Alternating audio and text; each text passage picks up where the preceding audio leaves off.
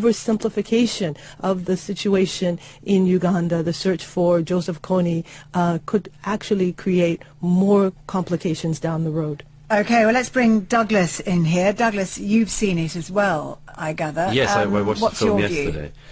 Similar in a way. I mean, of course it simplifies, and a 29-minute film is going to simplify any situation. I mean, the first thing is it's very upsetting, very harrowing in places. The interviews with the boy, Jacob, particularly at one point when he starts crying, is very harrowing, I have to say.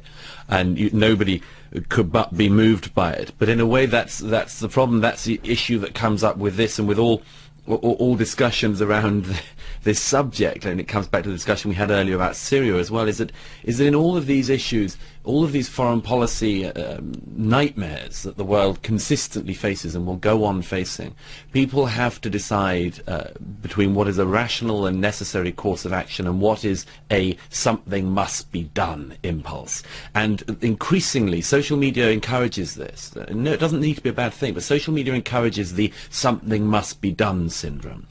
We must go in and stop this, or we must go in and get this person must be brought to justice, or this person must be captured.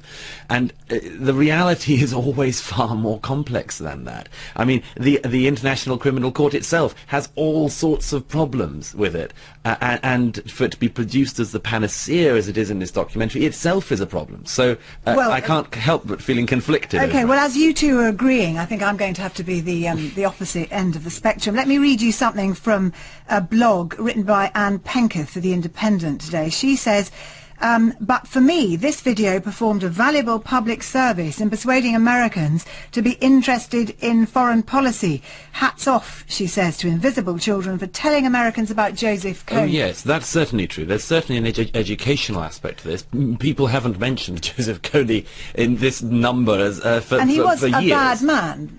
Absolutely. But I think we ignore the fact that on the other end, you have a government, Museveni, that just essentially changed the constitution to run for a fourth term, that has a military that's Human Rights Watch and others have reports on the violations against their own people in Uganda and also across the border against women in the Democratic Republic of the Congo. So the video causes harm because it looks for this good guy bad guy scenario, which doesn't exist. Yeah, I mean, it could do harm, but it does good in the meantime because it educates people about a horrific thing that happened, which most people in the world have now forgotten about. So it raises awareness of that. The damage would be if it then led people to believe that there were a simple answer to a terrible problem. Amira, there's a simple reality.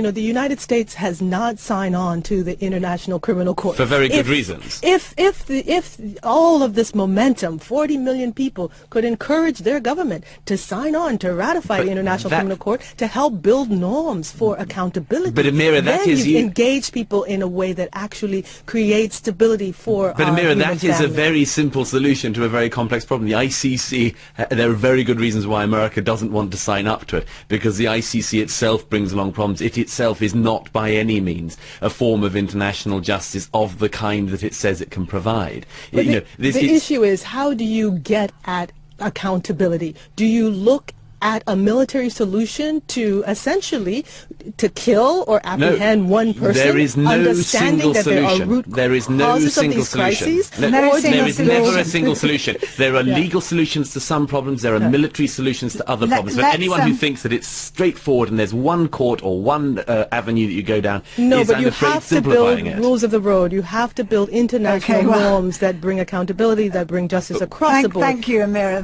That's great. Well, obviously, we could go on this subject, and certainly it's the subject that everybody I've met in the streets has been talking about. So do write in and tell us about that. World Have Your Say at bbc.co.uk.